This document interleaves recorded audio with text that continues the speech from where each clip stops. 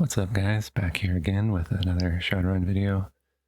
So off screen for the past week, I've been taking some time here and there to just karma grind, or XP grind, if you want to call it that. Just hanging out through Redmond Barrens, doing courier runs and escort runs. Remember, those don't make my hired Shadowrunners go away after one mission. So I kept them with me the whole time. And here, I'll just go right in, because what we're going to do is use the karma that I saved up. So I'm right outside the hotel. I'm going to head right on in. And so you'll see that I have 118 karma. So I timed it. It takes between 50 seconds to 1 minute to complete each run from accepting the job from Mr. Johnson and doing it and collecting the payment and the karma. So that represents about 2 hours of real life work. I did this over the course of a week, so 10 minutes here, 15 minutes there. And that's how much karma I got. And you can see that my runners all got that same amount as well. Now the courier runs and escort runs are actually probably the most efficient runs for karma. But they tend to be very tedious. So later we'll be doing other runs that are more interesting, more fun, and then also give us more money, because I don't have a lot of money. Anyway, number one thing we want to do is max out our attributes, which would be the stats at the top here. So body, max out at 6. That improves my defense. Strength, we're going to go ahead and max out. I was going to skip it, but I did find there is a way to patch the game. I got to explain a little bit. There was a bug that if you tried to melee an enemy that had melee, it would kind of like freeze up the game, and then just randomly you would die. And the bug seems to be activated by having a really high reaction rating. Reaction is a hidden stat that is affected by, I believe it's quickness, intelligence, and then how many levels of wired reflexes you have. So I think, and kind of from what people have described online, I think it's when your reaction hit double digits. I think it was kicking off some sort of bug. It's actually fairly easily patched. There's somebody who has a Shadowrun ROM editor. So that's actually what I used. But you can also use a single Game Genie code and it will fix it as well. Anyway, so I am going to actually use melee weapons in this run. Not right now, but I just figured I'd explain why I actually put points in the strength. Okay, so all my stats are maxed out. Now, with Joshua being a street samurai, firearms will be my number one, but I need, since he's the main character, I need his reputation and his negotiation.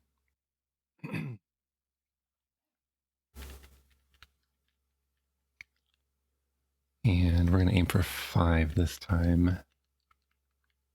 You'll see that that ate up all of my maxing out the stats and getting my skills up to 5, ate up all of my karma. We will eventually add some points to melee as well, but not yet. All right, looking at the other characters. Walking Bear, being an orc, her body can go pretty high. So all the way up to body 9. I think her quickness can get up to 6. Strength can go up quite a bit, but we don't need it. She will not do melee. In the tabletop Shadowrun, mages could be pretty good melee characters. but they don't have any of the things that would make them good melee characters in this Genesis game, so I'll skip that. Alright, so we've maxed out her stats except for strength. And the rest of her points will go into sorcery.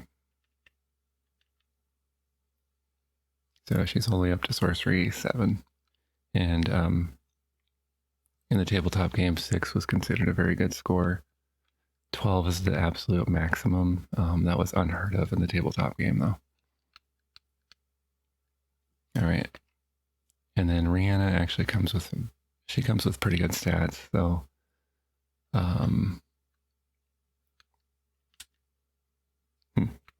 I don't know that we need her charisma to go up that high because she's not the main character. So for now, I'm going to leave her charisma at 7. I really want her electronics up at 6.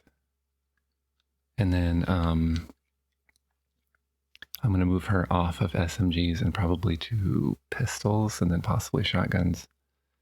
So I'm going to start... This 4 points is kind of wasted because I'm going to go into firearms instead. Okay. So firearms 5 is pretty decent, and then we can get our computer and electronics up to 7. No, I messed up. I should have done electronics. Oh well. It won't be too long before we get another chance to upgrade, I think. Alright, so that's what we did there. Gonna save the game. Next thing we're going to do is do some shopping to prepare for our first corp run. So first thing, we're going to head to Puyallup. And I'll actually give you a little tour of this place. So if you take the taxi to Puyallup, you start in the lower right. Alright, random encounter. Ahead of you is a man lying on the street. He seems to be hurt badly. You notice a surprising lack of blood for somebody who appears to be in as much pain as this man. Probably he's a vampire. I'll go ahead and say give him first aid and then he'll attack me, I think. Yep. And then we have an excuse to kill him. Alright. Alright, so we start in the lower right corner. Puyallup is disconnected from all the other maps, so it's all by itself isolated. And so this is a abandoned warehouse.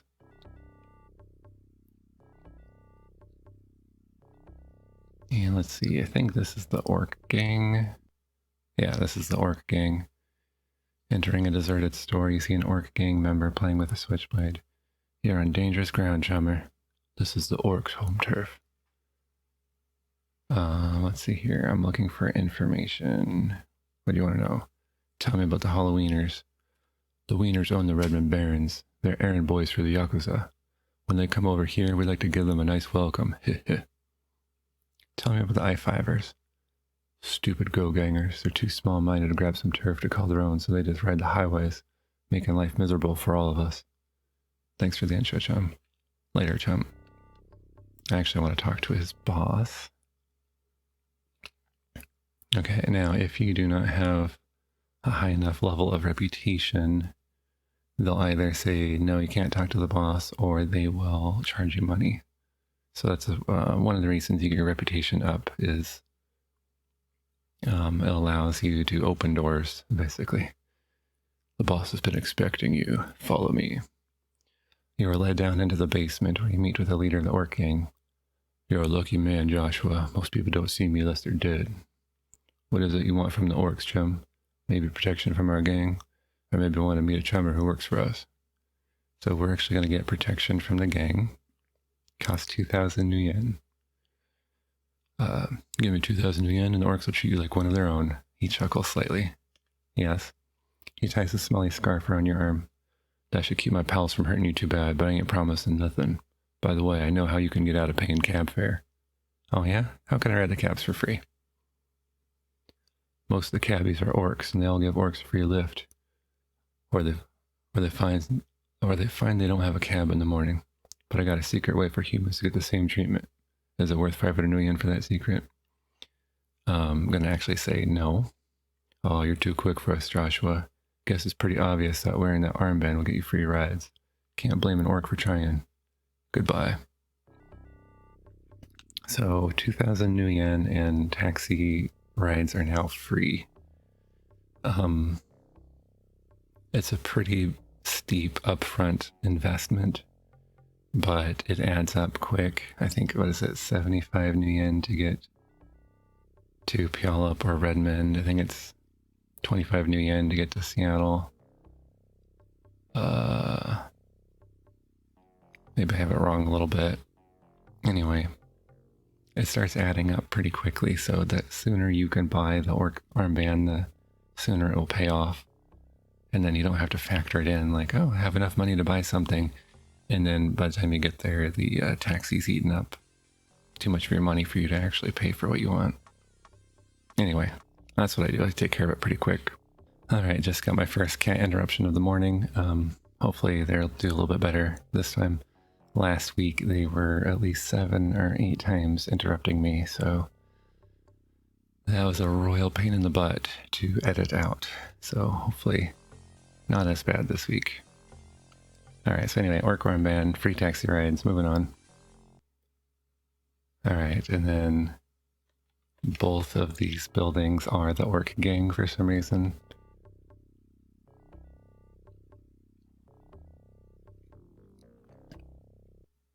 Okay, this is an abandoned building.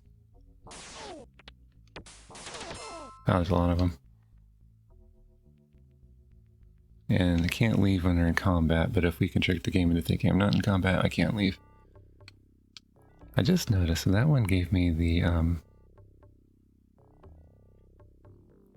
that one gave me the abandoned warehouse message. I'm curious, I don't remember this one giving me the abandoned warehouse message. No, I didn't. Oh, okay. I'm curious, because I've heard there's certain warehouses that, people call them demon buildings. Because the random encounter chart they pull off of is different. No.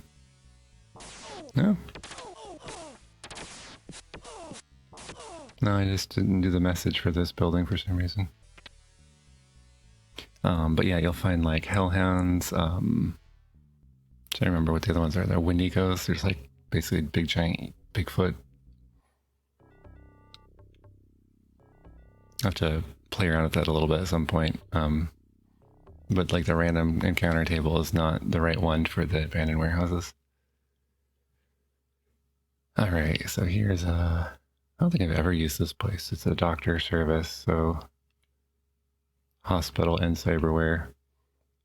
And at some point I'll have a discount to one of them, I think. Maybe, maybe not. Alright, here we are. This is the Wanderer. Sometimes there's a fight that breaks out here when you try to get in. If you wanted your decker to be a dwarf, here's your guy. A tired dwarf with a data jacket, his head looks up at you. What do you want? Look for information. I've been around, seen many things. What's your story, chummer? I came up here to drown my sorrows, but I guess you want to talk. I'm called Peter. I worked in the tech division of the Stuffer Shack where I learned my way around a cyber deck. I was jealous of those cyber cowboys with their guns and chrome. The Matrix got them all they wanted, so I stole me a deck, plugged in, and I never looked back. I need some questions answered. Tell me about the Matrix. The Matrix is an area in cyberspace that basically connects all computer systems together. Any system that's hooked into the Matrix can be accessed. Once inside a system, we can take data files and sell them to people called fixers. Deckers like me would rather be in cyberspace than in this dreary world any day. How is it that you're a dwarf? He grimaces a bit but starts to talk. We've been called a lot of things, from mutations to freaks. We prefer metahumans. Dwarves are one of the 4 metahuman groups, the others being elves, trolls, and orcs. As you can see, we are generally stouter and stronger than you, but those are about the major differences. Alright, and then... Look, help you for the right price. Okay, I can't even see his price because I already have runners. Rihanna starts stronger, so it's a matter of flavor. Elves tend to be slightly better deckers anyway. Dwarves are pretty good. They've got higher body and strength, so they make pretty good melee fighters or samurai. So if you wanted a tougher decker that takes less damage in combat, there you go. But yeah, anyway, over here, this Mr. Johnson is obviously well-to-do. He is dressed to kill in a custom-tailored suit. The jewelry on his wrist appears worth more than you'll ever have. His personal bodyguard looks like something from a bad dream. Let me introduce myself. I'm Vigor. My friend here you can call Jarl. My employer is funding me to see how lucrative this Mr. Johnson thing can be. With his generous financial support, my percentages tend to be better than most. I take a real interest in making sure that the deals are well financed. It's better for the business in the long run. So, are you interested in a little action? We're going to avoid, I'm looking for some information right now because that leads down the path of, actually no, we can talk to him now, but we're not going to get his contact yet because he'll stake money and I don't have that much money to spare. He smiles. Sure, anything to help a pal. We are pals, are we not? If you want me to hook you up with some of the other pals, it'll cost you 750 new yen. A special rate for you. I need some questions answered. Sorry, I don't know anything that would help you right now. Alright, where is contacts? I have a fixer I use when I need to do something nefarious. He gets you the items you need, no questions asked. Would you like his name? Okay. And his contact is good, so we do want it. Just to explain, this Mr. Johnson pays the best out of all of them in the game.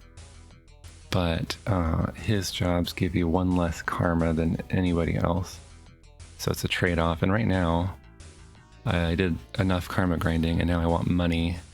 So that's what we're going to do. Vigor rubs his hands together and looks you in the eyes. This little run should not be so horrible. My employer has every bit of confidence in you, and so do I. Okay, go to Ares' corporate office in the Pale Barrens. A package was taken from a courier of mine. Get the package and bring it back to me. I will then pay you for your services. Alright, so this is an easy corporation run and pays 1,700 yen. I think the karma will be around 3 or 4, something like that. We'll accept it.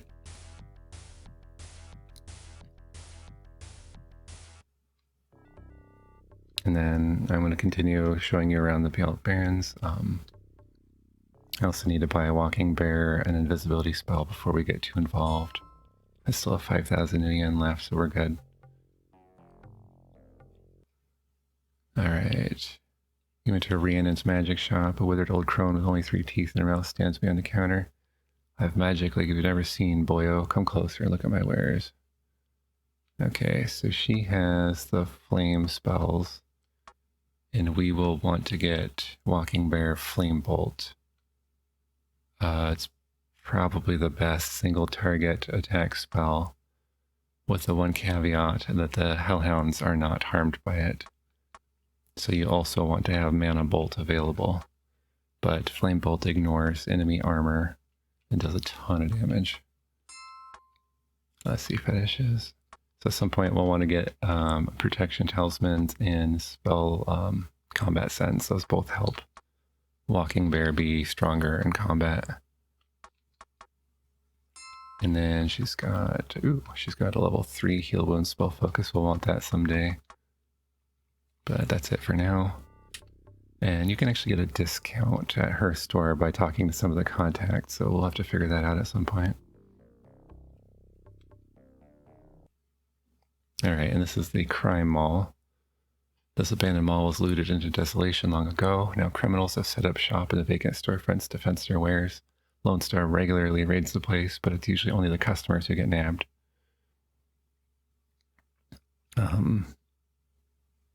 Let's see, so browse the weapons and equipment. So we already have... Yeah, so we already have the Ares... I keep calling it the Ares, I don't call it that in the game, but the Predator heavy pistol is the strongest pistol in the game. And it's legal. Submachines are illegal.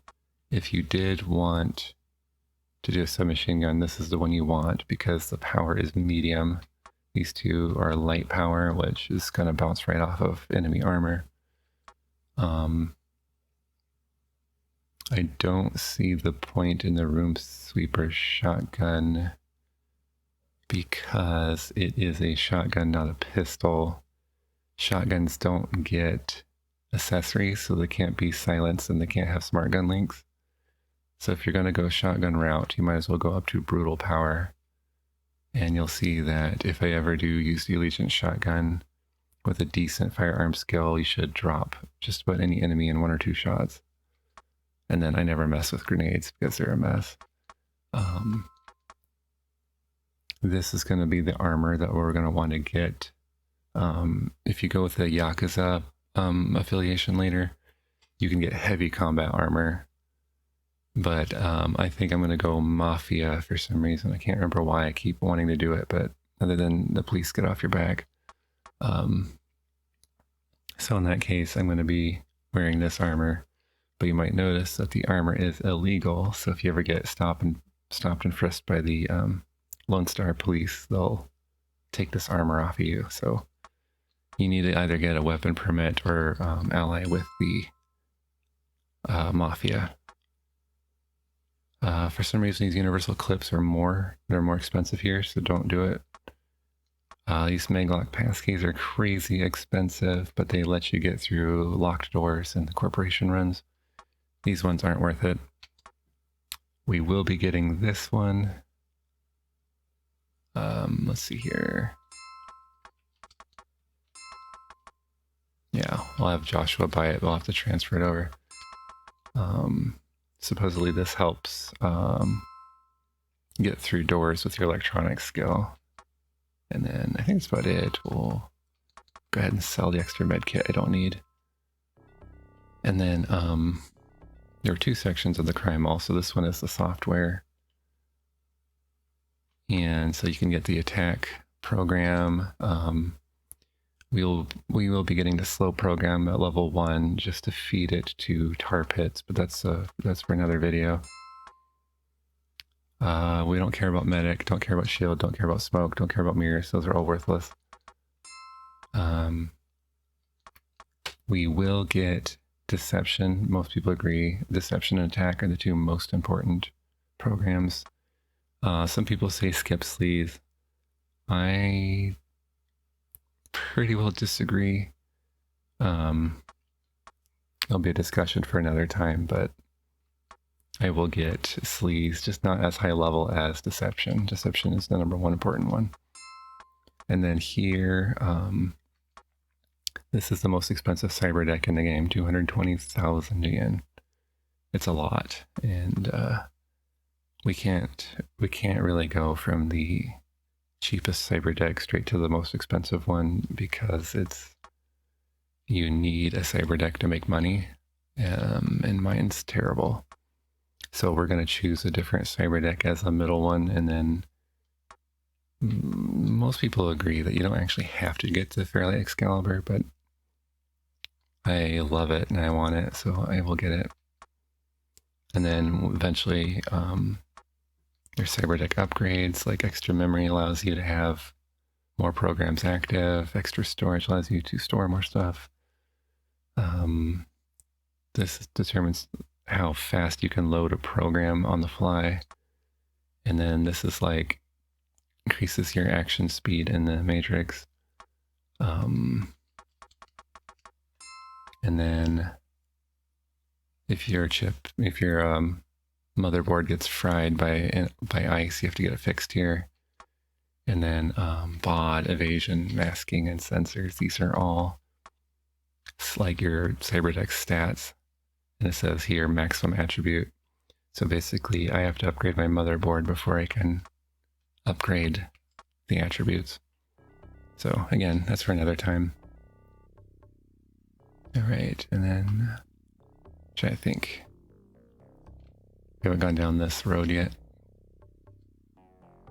I don't know if my capture software is picking it up, but I'm getting a flicker occasionally out of my emulator. It's kind of weird. Underground 93 is known as the wildest bar in the sprawl. A troll bouncer screens the clientele and tosses anyone who gives them lip. I like to go in. One in, don't know you. Give me 100 creds, then you get in. You gonna pay? I'm gonna say no, because there's literally nothing in this bar. Later, you unlock a Shadowrunner who goes and hangs out there. Okay. Sudden disturbance up ahead. Someone took my picture. This is Ares. This is actually where my mission will be when I get around to it. This is a hotel, the Terraslar City Gardens or something like that. That's actually one of the next stops in our storyline, but I don't want to do it yet. What is this? Hold up. I think I'm wrong. I think this... Wait, what? Why is there two hotels? Yeah, Terraslar City Inn. Caters mostly to elves, as the word Terraslar is elvish for remembrance. Despite its rundown appearance, this apartment has a great rep for being the safest place to stay in the Barrens. You need a place to stay? Well, you've come to the right place. This is the safest hotel in the city for the price. Of course, payment is required in advance. You know, so you have the option to say, do you have a tenant named Tabitha Shale? I'm going to ignore that for now. I'm not pursuing the story right now. I just want to level grind for now. I'm just curious what this place is. You enter the Terraslar Garden Apartments. You're greeted by elves carrying submachine guns. One of the elves points the weapon at your face. I don't think you have any business here, do you, Chummer? Thinking over how quickly they could cut you to ribbons, you agree you don't have any reason to be here and quickly leave.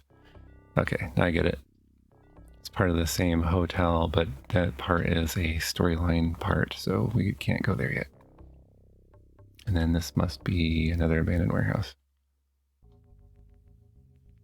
Alright. So anyway, we are going to go and pick up the invisibility spell.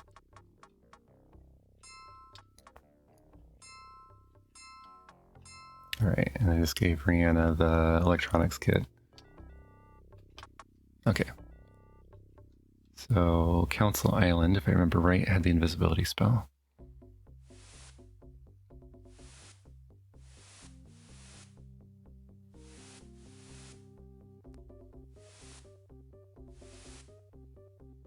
And I believe it was back here.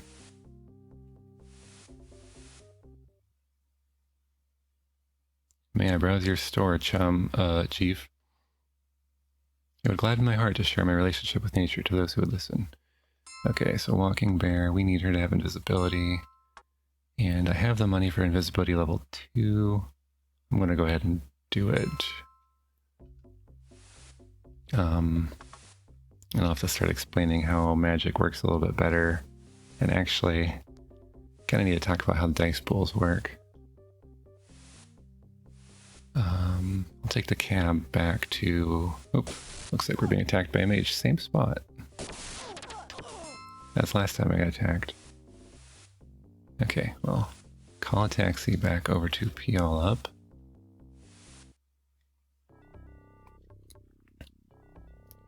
We're gonna go...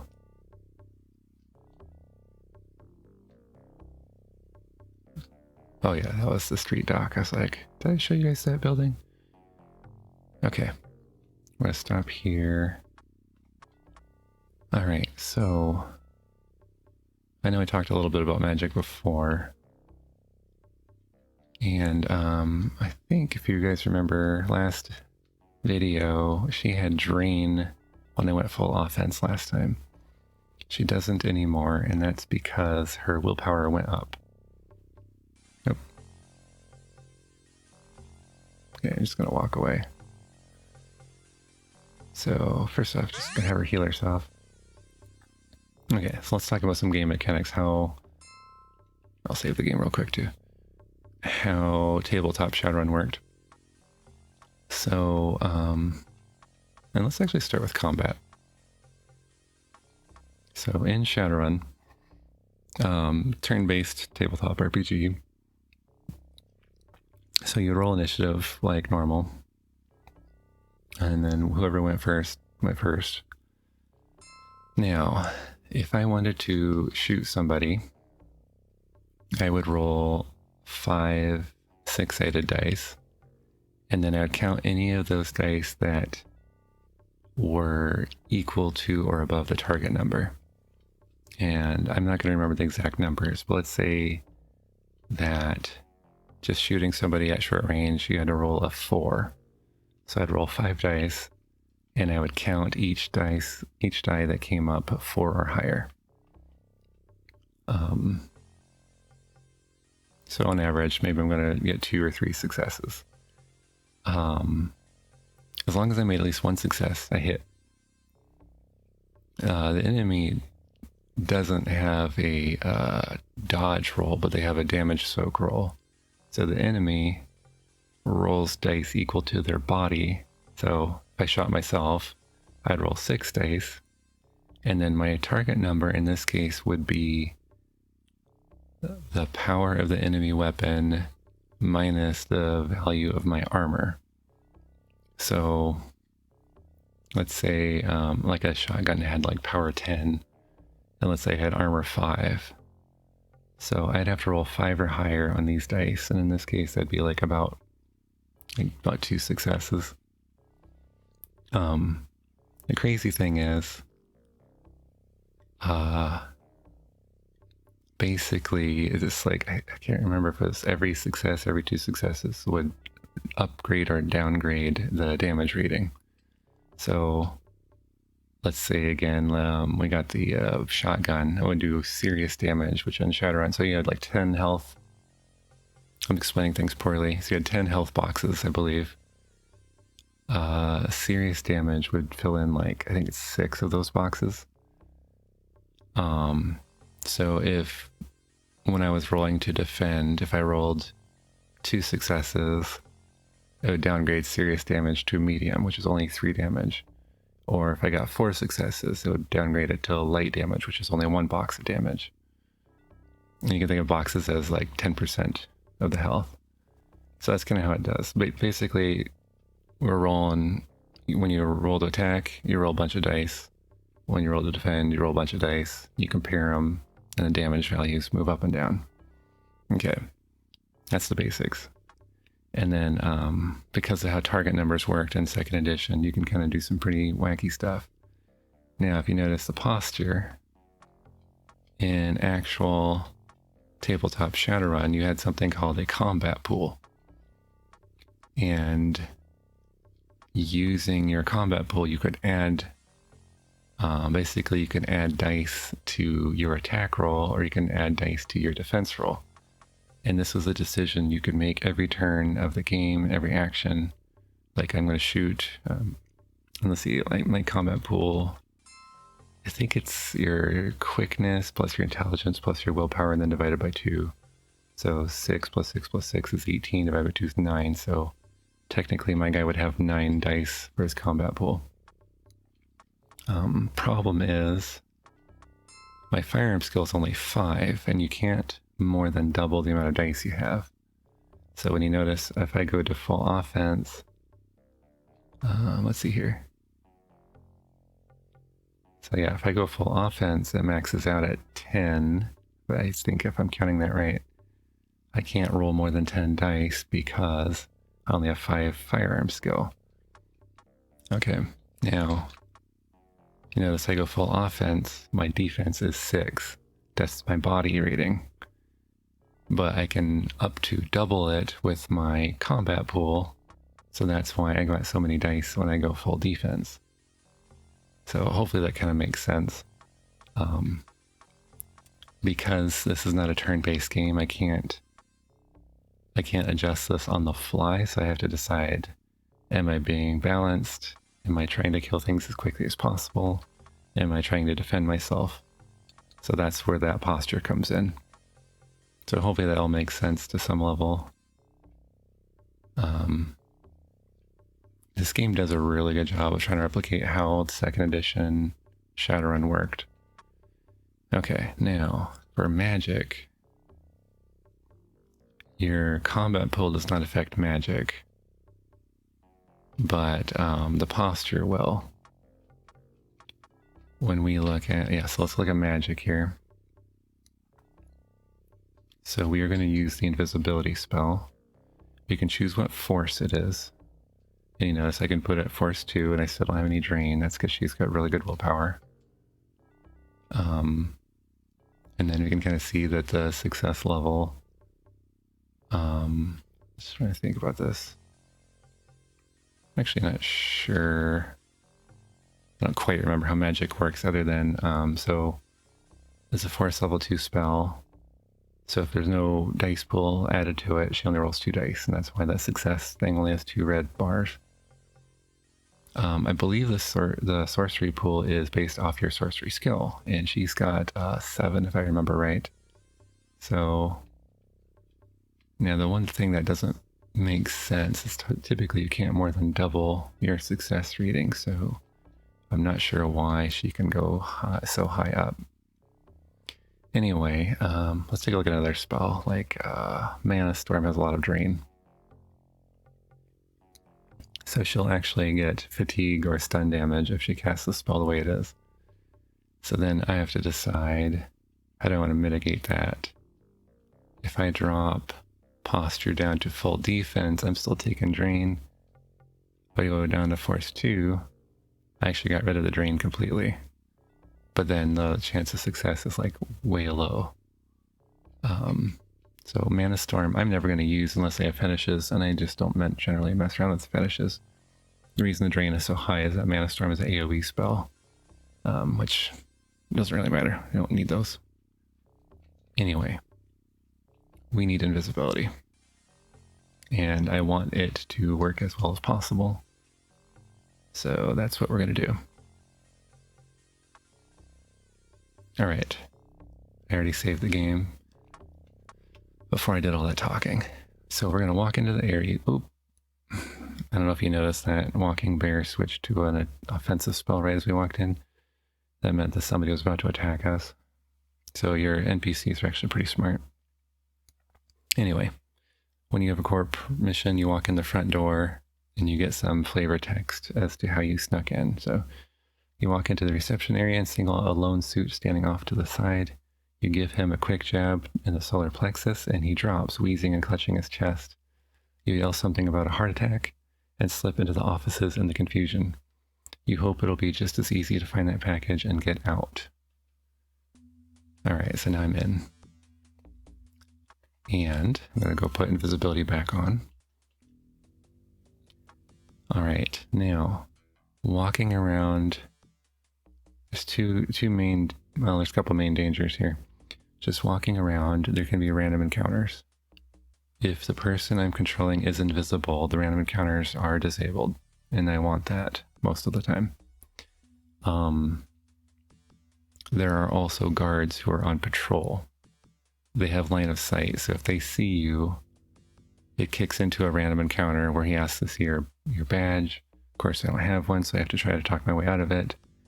And if it doesn't work, then there's a firefight. And then also there will randomly be, like a pack of hellhounds in a room, and they'll just attack. So that's kind of the dangers we're looking out for. I'm going to cast invisibility on Rihanna. And it's kind of funny, as long as the character I'm controlling is invisible, I don't get random encounters even if a security guard sees my other characters. But it's just a way to simplify the game. Only your controlling character matters for random encounters. Okay, so there's a locked door. It says level 2. We're going to use my electronics skill.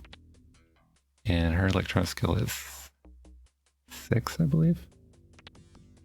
So level 2 she can get through pretty easily. Alright, opening the safe, you find 2 scatter grenades. So we'll start looting all the safes in this level as we work our way towards the elevator. You can actually make a lot of money selling the things you find in the safes. And then also keep an eye out for these security guards. My invisibility spell will wear off at some point, and I don't want them looking at me when that happens.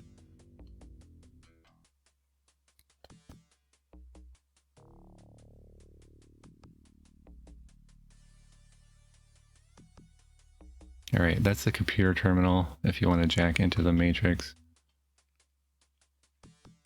from inside the building. I generally find it not worth it, so I don't really do it.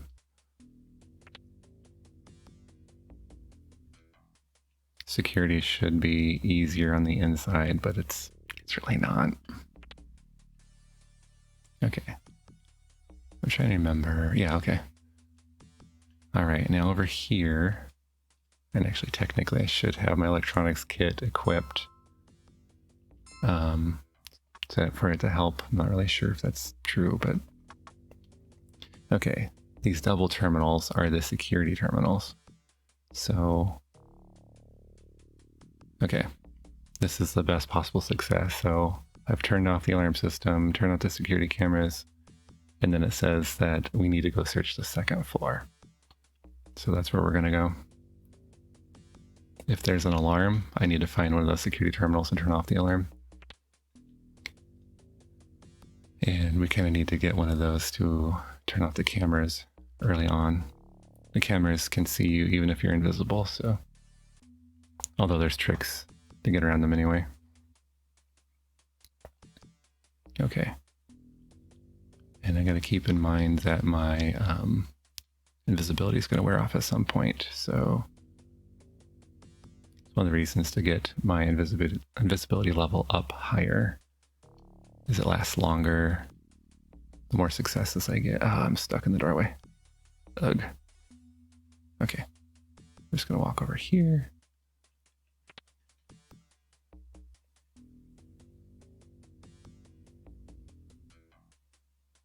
Alright. There's the package. Alright, now we just need to get out of here alive. I'll just keep it on Rihanna. By the way, if you cast a spell near a security guard, like, they'll hear it and immediately turn around and investigate. As long as they don't catch you in the act, they won't set off the alarm, they'll just kind of walk around confused. And apparently, invisibility spell actually makes that noise out loud or something.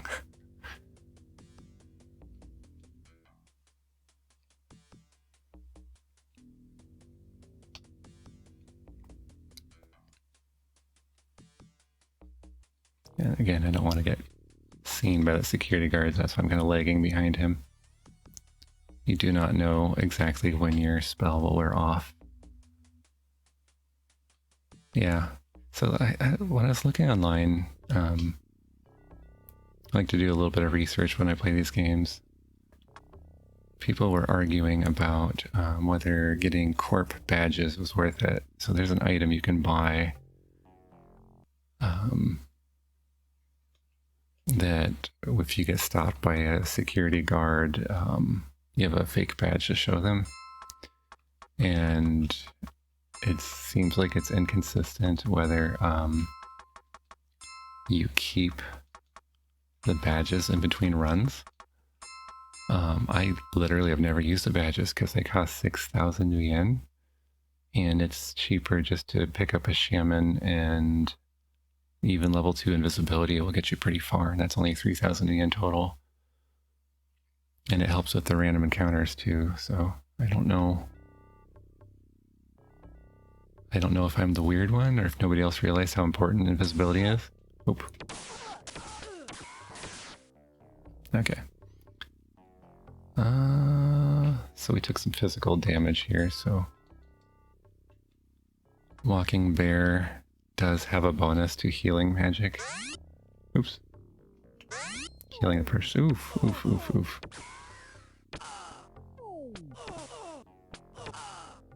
I didn't see who was doing that. Okay, so that's a bit of a problem because... Oops. I keep casting on the wrong people. There. I don't recover the stun damage until we actually get it in. But that's okay. Alright, and I got disoriented. We're gonna go get payment for that mission. Oop. Right after this bar fight.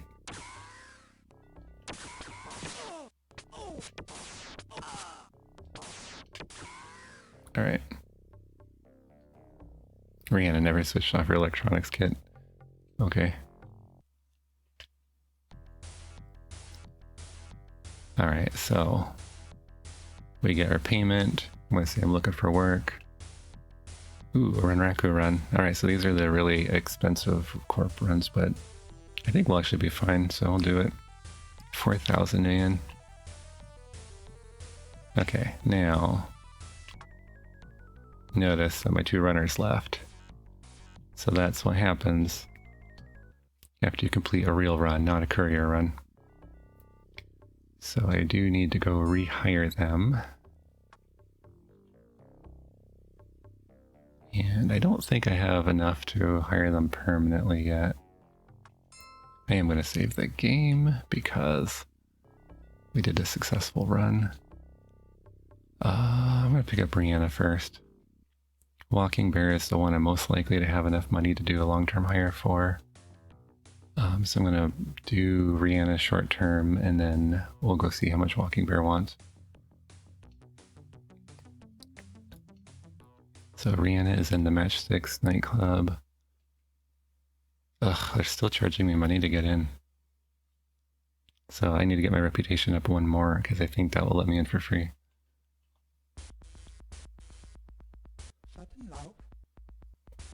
Looking for a good runner, care to sign on. Okay, so she's down to 8,000. Last time I tried to hire her, she was 11,000, I think. So we'll go ahead and do short term.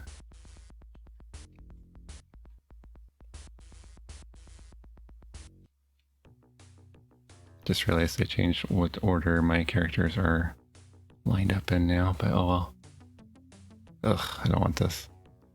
A flustered woman passes by you. A moment later, a grungy man passes in pursuit of the woman. It seems that she is planning to harm her. I hate this one because you don't know if he actually is a bad guy or sometimes he's like an undercover Lone Star agent. I'm gonna say, hey, what's going on here? Okay, so they're just thugs. We'll just go ahead and kill them. Oh, jeez.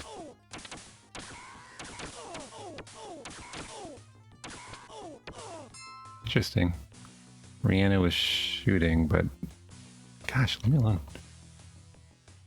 Rihanna looked like she was shooting, but she shouldn't have had any gun in her hand. Okay, so we're gonna head up to Council Island.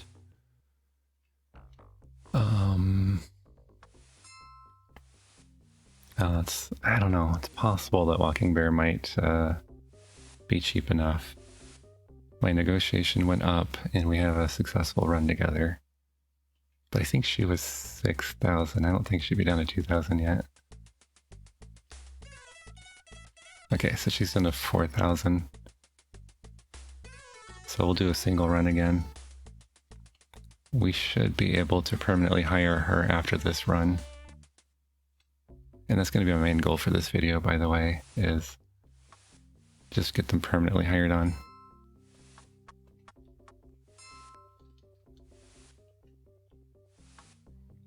So that's my #1 goal, and then after that, the next goal will be upgrading things that'll make life easier for us. Okay. Since we're in this area, I might as well do a tour of Renraku. So I mentioned before, this is kind of like a shopping mall. So Merlin's lore, they sell magic. This is where we're gonna get Mana Blast. That's what we're gonna get for Walking Bear at some point. I never mess around with the wall spells or rock skin, but you know, heal wounds is important. Protection talismans are useful. And I would not get any of these focuses. Foci, whatever. Let's see here. This is Decker, it's a computer shop. So they've got attack and slow. Notice they don't have deception or sleaze. Wait, no. They do have sleaze. And then analyze. I don't think I'll make analyze very high level. Alright, and actually I think the Fuchi Cyber 5 might be my middle cyber deck. And I'll explain why. It says NPC P6. That is, it's the motherboard, but it also sets the maximum stats of your cyber deck. So, like my sensors, evasion, all that sort of stuff, the highest I can upgrade them to will be 6. The way Shadowrun works, though, some of those are passive stats, which become the target number for the enemy ice. So once they're at 6, the enemy ice has to roll 6s on their 6-sided dice to get successes. And so there's a huge shift in probability. I think now I have maybe 3 in my stats. So enemy ice needs to roll 3s on the 6-sided dice. That's like a 67% chance. If I'm getting numbers wrong, sorry, just deal with it. Once we have a 6 and a stat, then we're down to, and I'm going to get this one wrong for sure, but is it 16% chance? So, or in other words, if the enemy rolls 6 dice, statistically one of them will get through. So just getting to 6 and all my stats and all my passive stats is huge. So we'll get, I think we'll do the Cyber 5. The Cyber Shack, I don't think would be worth it. Just go ahead and save up for that one. And then from the Cyber 5, I think we should be able to jump all the way up to the Fairlight Excalibur. The Sega's actually a really good one too. Which, by the way, it was not in the tabletop game. They made this just because it's a Sega Genesis game. So yeah, I think we'll do the Cyber 5.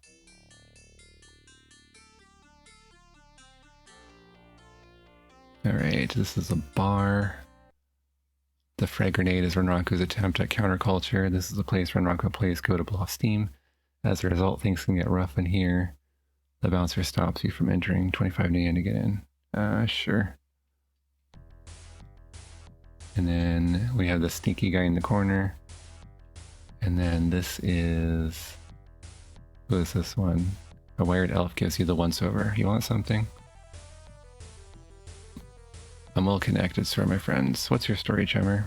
I've been shooting the Matrix for a bit. My handle is Phantom. Heard of me? I've been making a name for myself in the Matrix. I worked for a company who trained me in cyberspace. Then one of those anti-metahuman groups showed up, screaming about purity and them losing jobs and garbage like that. Before I knew it, I was out. No pension, no severance, just a pink slip. But I showed them. I just took my share from their system accounts. But I'm ready to do some serious damage to those high-minded breeders. No offense, of course.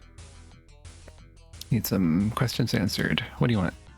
Most people go after the data stores because that's where the quick new yen is, but the systems are much more than the data store dumps. The systems have vast connections, great influence. Security cameras, alerts, and elevators can be controlled inside the system. If you want to go somewhere restricted, go into the Matrix, jack into their system, and find the slave nodes. Or better yet, crash the system CPU.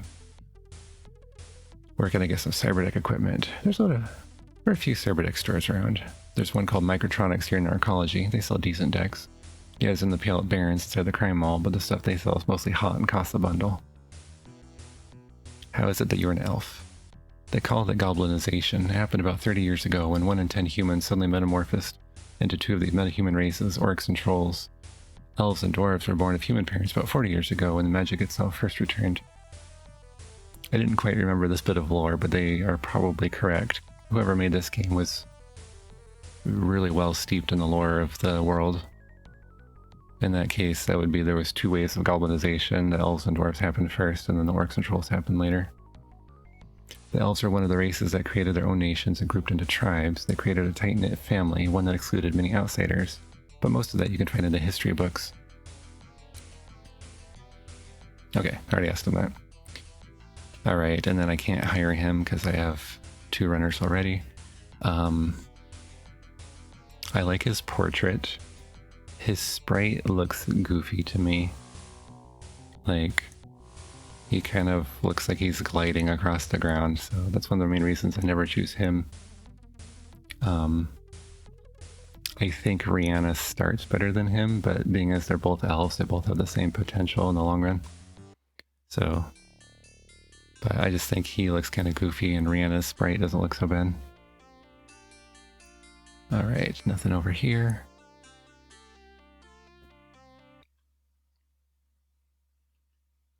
Alright, and this place is not a hospital, it's just cyberware. each place has a different price, and some places give you discounts depending on which contacts you've gotten and like what affiliations you have. Like the Yakuza, I think, give you a discount to Little Chiba in Redmond. Alright, and then here's another Ares store.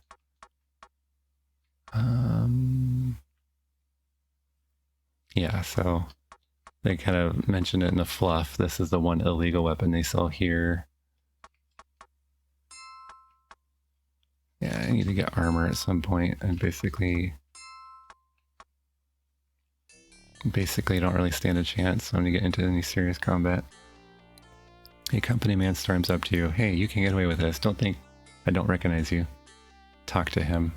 Wait, you aren't Mr. Johnson, are you? I'm very sorry to have bothered you. The confused man scurries off. I usually talk to him, and then sometimes he snaps and pulls out a gun, but...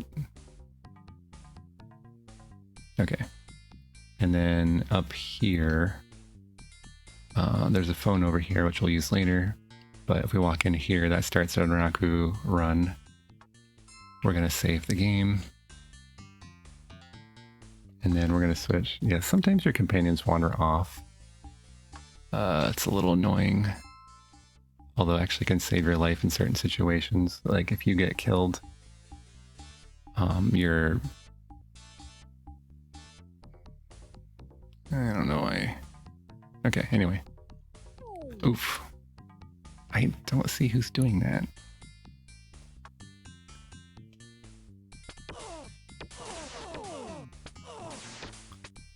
Although that did remind me, I can't do the mission yet. Well, my geysers. That guy was like casting sleep or something on us. So we're all stunned. It's another thing in Shadowrun. You take penalties to all of your actions when you take damage, whether it's physical damage or stun damage. So you don't want to enter a run wounded, because it's going to cause problems. I'm going to get her electronics up to 7. The Walking Bear needs 3 more karma to get sorcery up to 8. Okay. Alright, now back to Renraku. Yeah, so especially the more wounded you are, the more penalties you take. So you do not want to walk around wounded. It's a spiral. It gets bad quick. All right, now we save. Now I switch Walking Bear, and then what I was gonna say is if your companions get separated and then like you die, you can have them like they're still safe somewhere else, so they can actually heal you and get you going again. Alright, you create a diversion to slip into the office building. Now comes the hard part, finding your quarry and escaping with everyone intact. Okay, the big thing with Renraku, there's 2 main reasons why this is the hard, expensive one. And invisibility takes care of one of the issues. That is, there's a security guard right in front of you when you walk in. So immediately you turn around. Let's see, I'm going to cast invisibility on myself. So right here, you take a step forward and these guys immediately get you. The other thing that makes Renraku hard is that there's no security terminal on the first floor. So you have to go to the second floor before you even know where your objective is, because you need to get to the second floor security terminal. And then if you're trying to escape and the alarm goes off on the first floor, you're kind of hosed. You have to survive long enough for the alarm to go off, which takes a long time. All right, up here's there's security cameras, but there's a trick. If I hug the wall and press down, the security cameras don't see me. All right, up in the elevator, level 2. And then it should be fairly simple from here. Again, I just hugged the wall there. Ugh.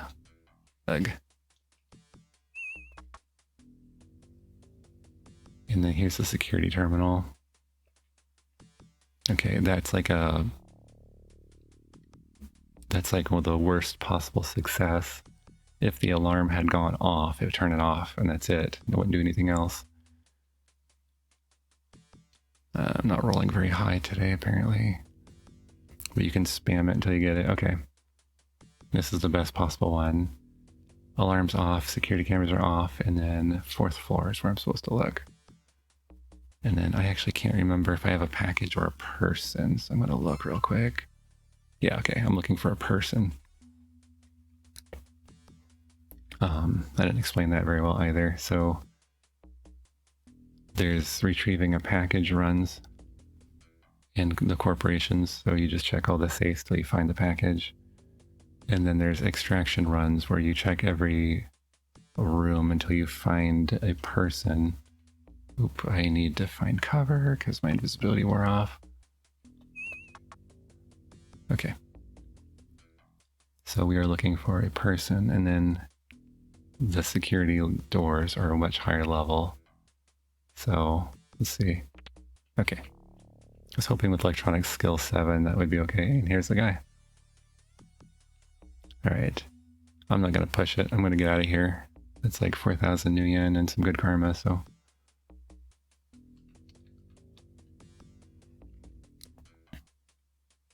And then this should give me enough to hire Walking Bear long term.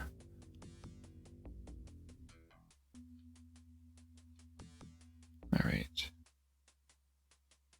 Now the one really bad thing is when your NPCs wander off, if your mage with invisibility wanders off and then your invisibility spell wears off, it's really bad. Okay, as you exit the building, a Northrop PRC-42 Wasp descends to land in front of you. That's a helicopter. The typically one-seated copter has been modified to include a second. The rigger pilot straps in your man, gives you a thumbs up, and sleekly disappears into the sky. You calmly, so as to not attract attention, stroll off to collect your payment.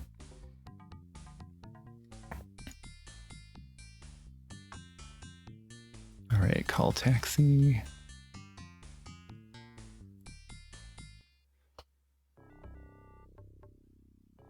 And actually I should sell Walking Bear stuff that she picked up.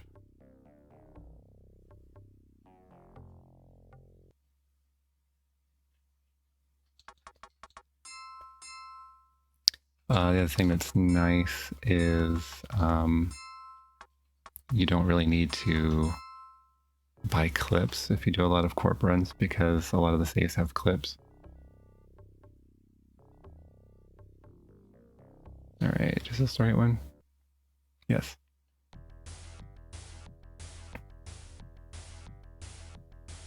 Alright, I'm looking for work. Alright, same exact job, 4,000 yen. Alright, I'm in my team left. So I gotta go pick him up again. This time I'll go ahead and get Walking Bear first, I think. I don't know why, but I like having her in second place. So she can cast invisibility on Rihanna, and then I can switch to Rihanna next. And then her price should have come down a little bit more since we have 2 successful runs together. Oh wow, that's cheap. I could use a lifelong pal for hire, would you say? Yes. Alright, so she is permanently on my team until she dies and I leave her dead body behind. Which there's really no reason, so it's only a full party wipe. And in that case, you really probably should reload your game if you have a full party wipe. Alright, and then downtown. We'll see what price Rihanna's come down to.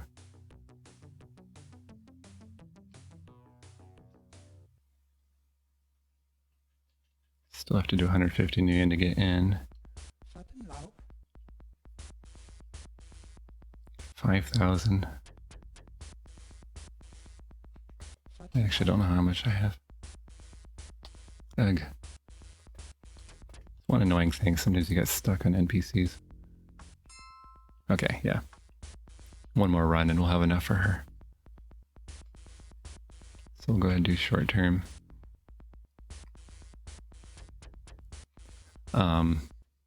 Let's take a moment to mention there's a couple of glitches in this game that people have encountered. So one is the melee versus melee glitch, which I mentioned before in this video. There is also a glitch with... Oh, I can't remember what it is. I think there's one about people that you've long-term hired keep leaving even though they're not supposed to. Fortunately, that one has a workaround where you can dismiss all your runners and then rehire them in a different order, and it sorts itself out. You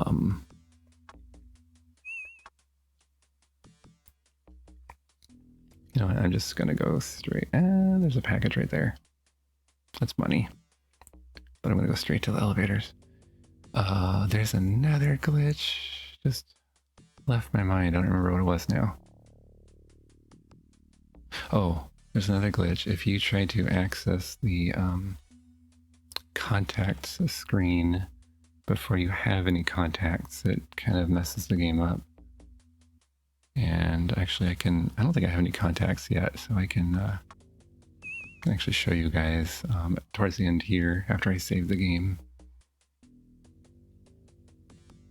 Alright, 3rd floor. So you can attempt these corp runs earlier.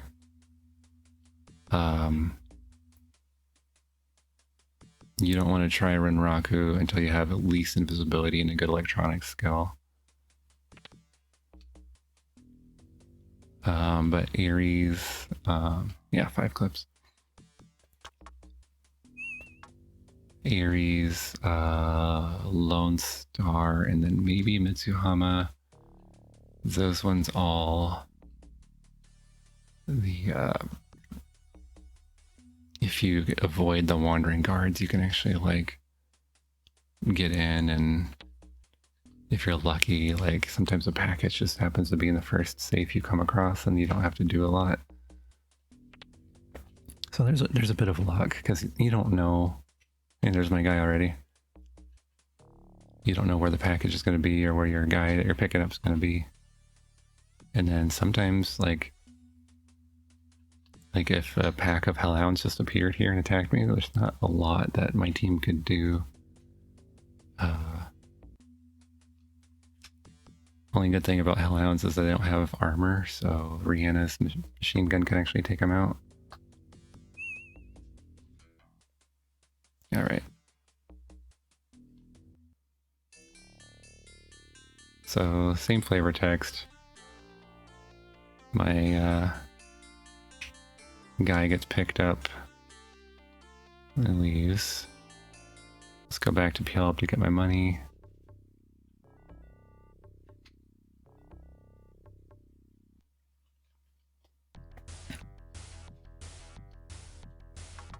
And then,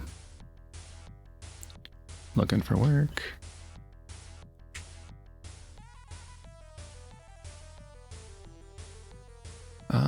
Lone Star, Lone Star, Lone Star. Yeah, I'll do Lone Star. Okay, and then this is kind of interesting. If you always switch what character you are after a successful run, and I'm guessing it's probably something they had to do to overcome some glitch.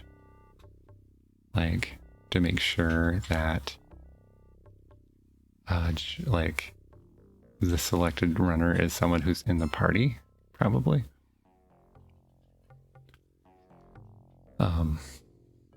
Okay, so we're gonna go pick up Rhiannon. We'll go do that Lone Star run, so you can see one more building. And you'll see it's pretty easy building. If I die, it's bad luck. It happens.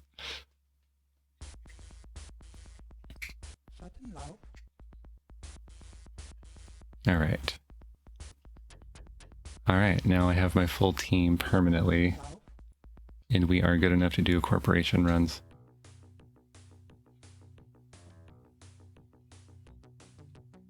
And then Lone Star, I believe, is in the Penumbra district.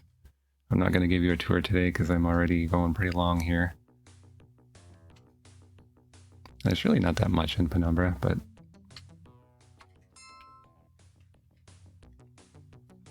probably next time we'll do a tour of downtown Seattle and Penumbra. Okay, so here's Lone Star. Exact same flavor text as Aries, it looks like. Whoa. You look down, notice you're about to step on a concealed security plate. You quickly jump over the plate, avoiding an alert. Okay.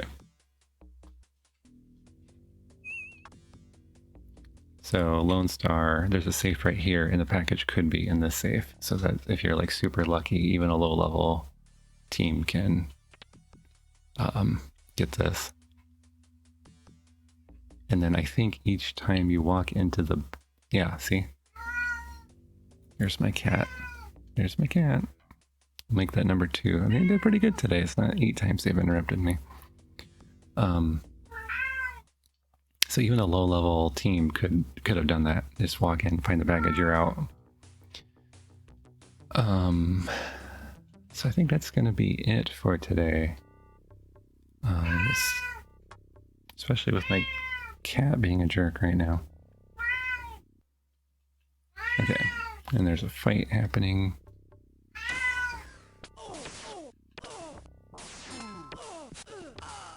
Alright, I took a punch, but whatever. So, if I don't have the glitch... Oh, so this is an expert matrix run. I can't do that yet. Not even close. Okay. But you notice, okay, I have all my team, so it doesn't look like I have the glitch. Lone Star, I'll do Lone Star again. Yeah, so that's gonna be it for today. We got our objectives. I showed you what I spent my karma on from grinding from last week. Wow, I got good karma. I got some stuff to spend.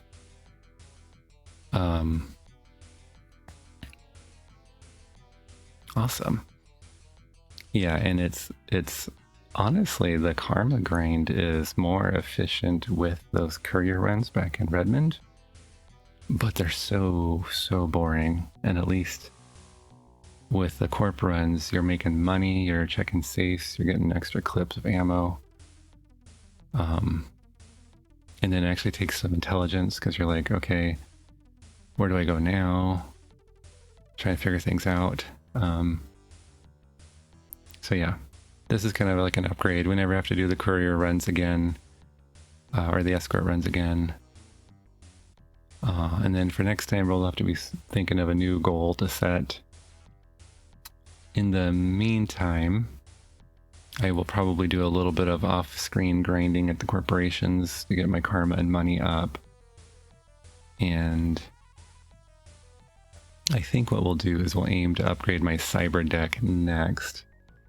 And because the matrix runs are the best source of money overall. But it's also fun to kind of go back and forth between the matrix runs and the corporation runs, in my opinion. So I think off screen I'll do some grinding for money and karma, and then next time I think we'll set the goal of getting a cyber deck and starting to do some matrix runs, and then we'll probably do a tour of downtown and Penumbra as well. I think after that, the video after that will probably just start speedrunning the storyline, because once you've got money and karma and stuff, I mean, as it is, I could, once I get a good cyber deck, I can go straight to the end of the game. Not straight, but I mean, you can start moving through it. You have to be able to fight, so we're gonna need some decent armor and guns. You have to do some matrix runs. But yeah, anyway, that's what we'll do next time. I'll do some grinding, and the next time we'll explore the matrix in downtown and Penumbra. But that's it for today. Looks like this one's going to be kind of a long one, so hope you enjoyed.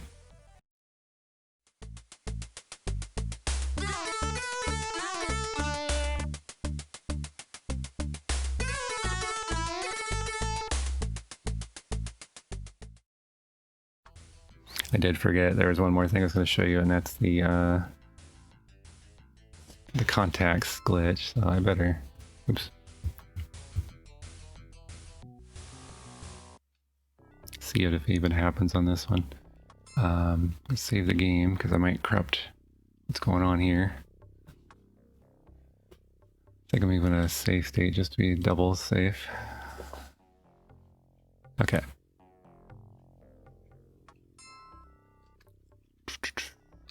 I go to contacts, and I ain't got no contacts. Sorry, I don't know anything. Yeah. So there you go. Don't go into your contact screen when you don't have any contacts, or this happens.